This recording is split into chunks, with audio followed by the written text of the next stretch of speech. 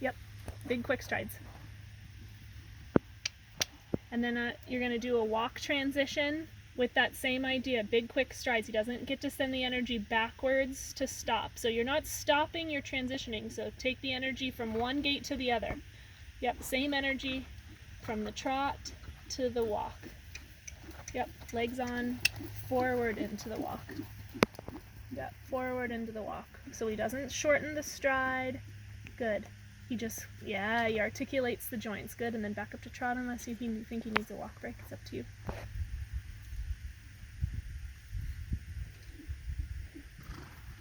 Good, and then back down to, good boy. Back down to walk again. Making the energy articulate his hind leg joints, his stifle, his hop, but it doesn't decrease the energy. Yep, use that energy to, yeah, that's okay. That's a good mistake for him to make. He brought the straight leg forward rather than bending his hop, bending his stifle to carry more weight into the transition. Good for you. Good correction. Up to trot again. So there was your, yeah, good. Good correction. Back up to, or back down to walk again. Asking him to bend his stifle, bend his hop, don't decrease the energy, use the energy. Use the energy to bring him down so that his low back feels soft. Yeah, the hind legs keep coming. Good for you. See, that's the result. See how he feels? He's really good. Why don't you keep and walk? He should get softer and swinging in his body, not get stiffer and less energetic. You know what I mean? He's just, I'm sure from his past, he's just used to coming to a stop, right? In the hunt field or whatever he was doing. There wasn't necessarily transitioning the energy from one gait to the other. It was just going, trotting and then stopping. And then walking and then stopping. Yeah, let's change rein on the long diagonal and show me your free walk. Get him to using the energy forward through your low back, getting him to chew the rein longer out of your hands. How low and out can his nose go? And a long body in the free walk, like horses that walk like cats, are taking big steps. So keep that in mind for how you follow through your low back.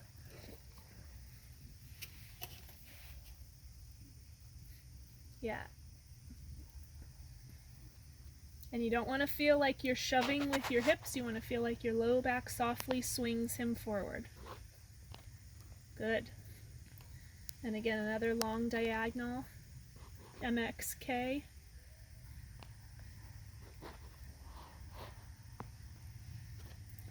So giving him now, so since he's a horse in training and in development, your walk breaks, your breaks from the gaits, the higher gaits, the trot and the canter, need to be stretching him out. And that's not just stretching him like, cooling him down, stretching him out. That's getting him to use the long muscles, building the long muscle. So building that long back muscle. Yeah. Building the serratus muscles, which are on the sides of the neck. I'm sure you've seen horses with really hollow sides of their neck. The place where you give a shot. This work is building that part of his neck, and that's the stuff that helps you elevate the frame, elevate the shoulder. So even though you're stretching the neck down, these are the things that are going to give you a good medium trot, with a lifted shoulder, good pirouettes, good flying changes off the forehand. Yeah, that was really good, huh? And do you feel a difference under the front part of the saddle when he does reach, he really tries to reach forward? Just experiment with that when you're riding on your own and somebody's not, yammering in your ear. Using that stretch to get and stretch him until you feel the front part of the saddle change. You feel like it balloons up a bit. Because that's a feeling you need to get used to as you start riding the more collected stuff. Especially in a horse that tends to suck back. If he's not through behind the withers, behind the scapula, then they tend to continue to suck back. Really good.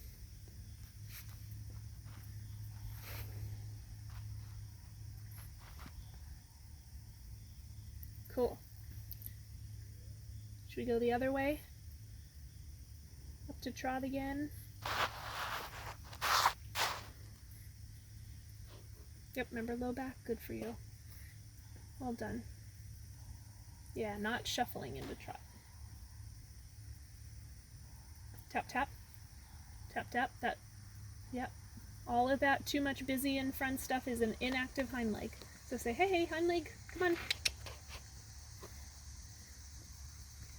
Do that walk transition again. And softly tap him. So now you have to teach him a better response to the aids. So softly tap him over and over again until you feel the energy under the saddle rather than going out the front legs. Yep, just softly tap him, like kind of just be an annoying little bug. Tap, tap, tap, tap until you feel him come up under the saddle. And then transition to trot. Yeah, there you go. And then transition to trot. Well done, Ronnie.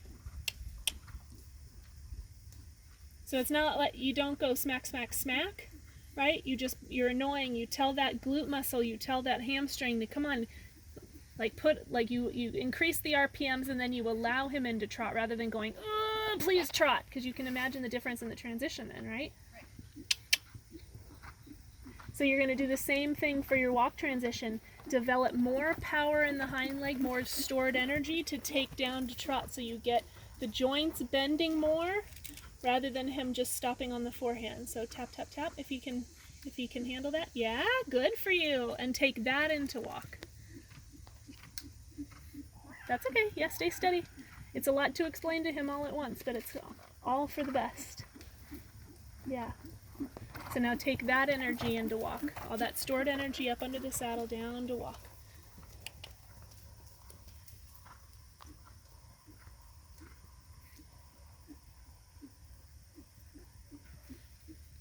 Good for you. Waiting it out, huh? Good for you. That's okay. And careful, there he tricks you into grabbing that right rein. Yep, when he goes to grab the rein, you let go. Say, sorry, it's not there. I'm not a freaking kickstand or a crutch.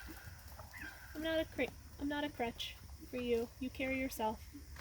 And then try your walk transition. Low back swinging through in the walk. Hey, way better from the hind leg. Good boy. Up again. Same idea. It's okay, tap, tap, tap the hind leg. Everything in front is a result of what didn't happen behind. It's okay, buddy. Yeah, tap lightly. Just be annoying.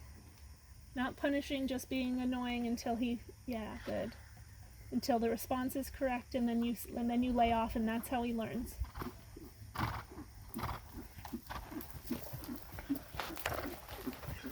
Drop your left elbow down and back a bit. Yeah, keeping your wrist soft. Yeah, let go of that right rein. Let go of that right rein. Good. There you go. There you go.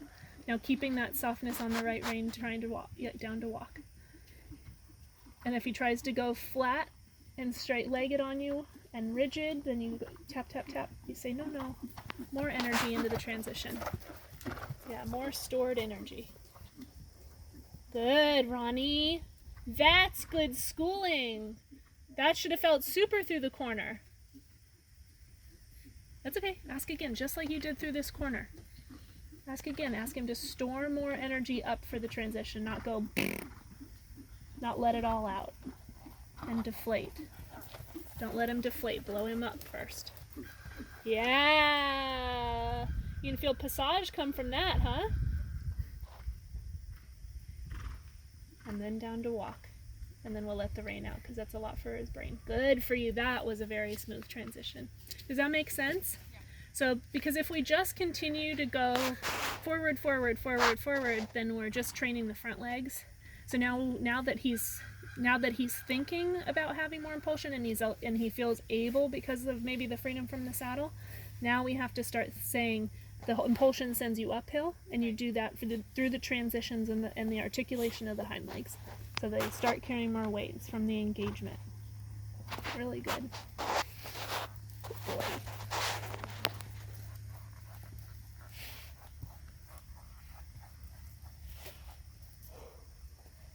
Seems like it's wedding season for you guys.